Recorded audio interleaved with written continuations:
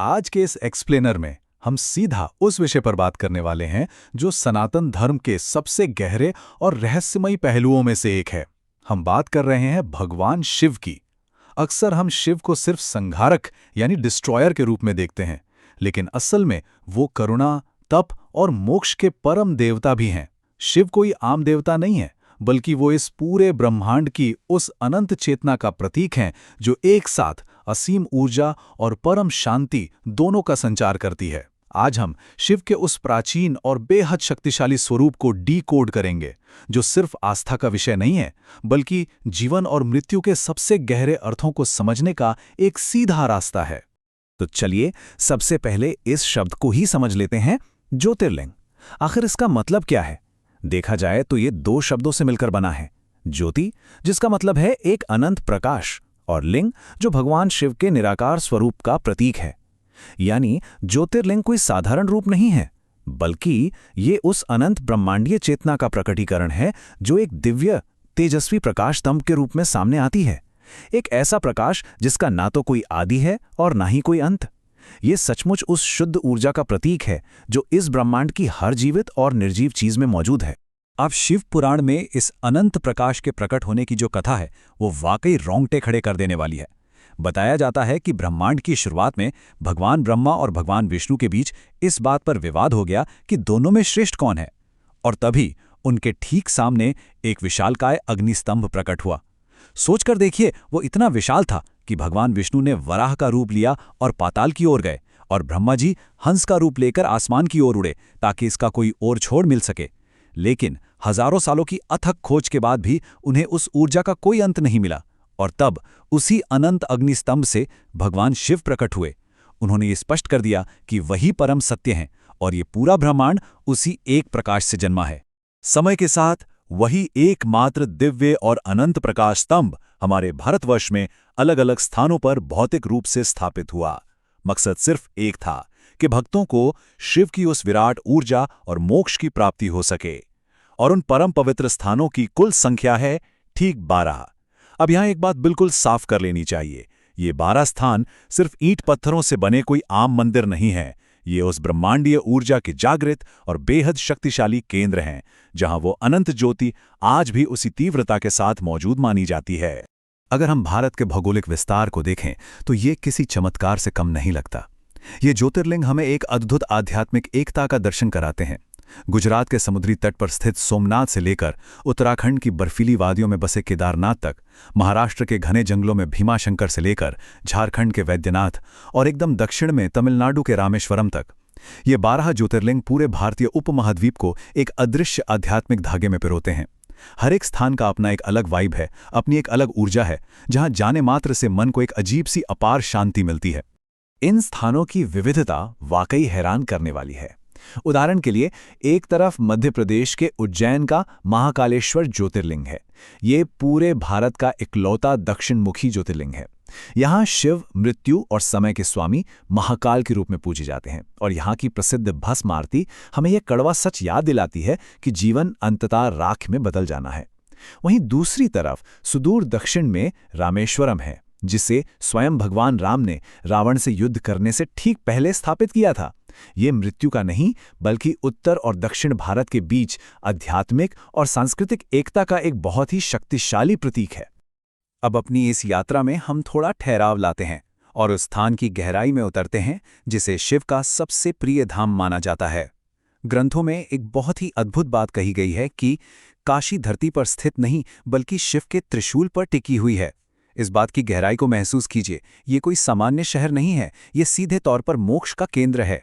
मान्यता तो ये भी है कि जब प्रलय आती है और पूरी सृष्टि पानी में डूब जाती है, तब भी काशी बची रहती है, क्योंकि शिव इसे अपने त्रिशूल पर उठा लेते हैं। ये एक ऐसा जादुई स्थान है जहां मृत्यु भी डराती नहीं है, बल्कि वो एक उत्सव बन जाती है। इस दुनिया के सबसे प्राचीन और आज भी जीवित शहर में शिव विश्वनाथ के रूप में विराजमान हैं। अगर हम इस शब्द को तोड़ें तो विश्व यानी संपूर्ण ब्रह्मांड और नाथ यानी स्वामी, मतलब पूरे ब्रह्मांड के स्वामी यहां साक्षात निवास करते हैं। सनातन धर्म की सबसे गहरी मान्यताओं में से एक ये है कि जब काशी में किसी इंसान की मृत्यु होती है तो स्वयं भगवान शिव उसके कान में तारक मंत्र देते हैं। ये कोई आम मंत्र नहीं है, ये वो परम ज्ञान है जो आत्मा को जन्म और मरण के इस अंतहीन चक्र से हमेशा हमेशा के लिए आज़ाद कर देता है। यहाँ एक बेहद दिलचस्प बात यह भी है कि काशी की ये ऊर्जा सिर्फ मंदिर की चारदीवारी तक सीमित नहीं है। ये शहर की हर गली, हर घाट और कण-कण में बसी है। पवित्र गंगा नदी काशी की आत्मा है। काल भैरव इस शहर के रक्षक हैं, एक तरह से पुलिस चीफ, जिनकी इजाजत के बिना यहाँ की यात्रा पूरी ही नहीं होती। माता अन्नपूर्णा ये सुनिश्चित करती हैं कि इस शहर में कोई भूखा न सोए। और फिर आता है सबसे रहस्यमयी स्थान, मणिकर्णिका घाट, जहां चिता की आग कभी नहीं बुझती। ये परम मोक्ष का साक्षात द्वार है और जीवन की वास्तविकता का सबसे बड़ा सबूत है। काशी के घाटों पर जब हम जीवन और मृत्यु को एक साथ, एक ही फ्रेम में देखते हैं, तो वो दृश्य इंसान को अस्तित्व का सबसे बड़ा सत्य सिखाता है। वहां बैठकर हर क्षण यह महसूस होता है कि यह शरीर नश्वर है, यह सिर्फ मिट्टी है जिसे एक दिन राख बन ही जाना है। लेकिन भीतर की जो आत्मा है वो अमर है। काशी आकर हम ये समझ जाते हैं कि मृत्यु से भागना नहीं है, बल्कि उसे एक स्वाभाविक और बेहद शांतिपूर्ण पड़ाव के रूप में अपनाना है। बाहरी दुनिया और शहर की गलियों से अब थोड़ा अपने भीतर के मंदिर की ओर चलते हैं। ज्योतिर्लिंग की जो पूजा प्रक्रिया है वो सिर्फ कोई रूटीन कर्मकांड नहीं है। ये असल में ध्यान लगाने की एक बहुत ही वैज्ञानिक विधि है। सुबह के पवित्र स्नान से लेकर शिवलिंग पर शीतल जल और दूध चढ़ाना, फिर बेलपत्र अर्पित करना, ओम नमः शिवाय का लगातार जाप करना और अंत में धूप दीप दिखाना, ये पूरी की पूरी एक चरणबद्ध प्रक्रिया है जो हमारे बेचैन और चंचल मन को धीरे धीरे शांत करती है और हमें ईश्वर के साथ एक गहरे ध्यान में जोड़ देती है। इस पूजा में हम जिन चीज़ों का इस्तेमाल करते हैं उनके पीछे का दार्शनिक अर्थ बहुत गहरा है। उदाहरण के लिए बेलपत्र को ही ले लीजिए। हम सब जानते हैं कि शिव को बेलपत्र बेहद प्रिय हैं, लेकिन इसके ये 3 पत्ते यूं ही नहीं होते। ये ब्रह्मा, विष्णु और महेश, इन तीनों शक्तियों के प्रतीक हैं। सोचिए, एक साधारण सा पत्ता भी हमें ये याद दिलाता है कि कैसे प्रकृति का एक छोटा सा हिस्सा हमें ब्रह्मांड की सबसे बड़ी सत्ता से जोड़ सकता है। ये हमारे भीतर के सत्व, रज और तम, इन तीनों गुणों के समर्पण का प्रतीक है। और जब शिव की आराधना होती है तो ये महामृत्युंजय मंत्र असीम ऊर्जा का संचार करता है। ओम त्र्यंबकम यजामहे सुगंधिम पुष्टिवर्धनम उर्वारुकमिव बंधनात् मृत्युर्मुक्षीमामृतात्। ये सिर्फ कुछ संस्कृत के शब्दों का समूह बिल्कुल नहीं है। ये मृत्यु के डर को जीतने का सबसे शक्तिशाली मंत्र है। इसका अर्थ बहुत ही खूबसूरत है कि जैसे एक पका हुआ खरबूजा बिना किसी जोर जबरदस्ती के अपने आप अपनी बेल से टूटकर आज़ाद हो जाता है, ठीक वैसे ही ये मंत्र हमें संसारिक मोह और मृत्यु के बंधनों से पूरी तरह आज़ाद कर देता है। तो कुल मिलाकर बात यह है कि भगवान शिव का जो पूरा दार्शनिक स्वरूप है वो असीम है, वो आदि योगी हैं। उनका रूप हमें वैराग्य, परम संतुलन और अनंत करुणा सिखाता है।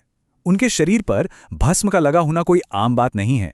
ये एक लगातार याद दिलाने वाला संकेत है कि इस दुनिया की हर खूबसूरत, हर कीमती चीज अंततः राख में ही बदल जानी है। ये दर्शन हमारे अहंकार को तोड़ता है और दुनियावी दिखावे को छोड़कर एक बेहद संतुलित और शांत जीवन जीने की प्रेरणा देता है। इस पूरे विश्लेषण के बाद ज्योतिर्लिंगों के इस सफर से एक बहुत ही गहरा और प्रासंगिक सवाल मन में उठता है। क्या सच्ची शांति इस दुनिया के भ्रम, भागदौड़ और भौतिक सफलताओं के पीछे भागने में है, या फिर अपने भीतर एक ठहराव खोजने और इस जीवन की नश्वरता को पूरी तरह से स्वीकार कर लेने में है? शिव का वो अनंत प्रकाश केवल उन 12 मंदिरों में नहीं बसा है। वो प्रकाश हर जीवित प्राणी के भीतर मौजूद है। बस जरूरत है तो उस प्रकाश और संतुलन को पहचानने की। इसी गहरे विचार के साथ हम आज का ये एक्सप्लेनर यहीं समाप्त करते हैं। यह सच में आत्मचिंतन करने के लिए कमाल का विषय है।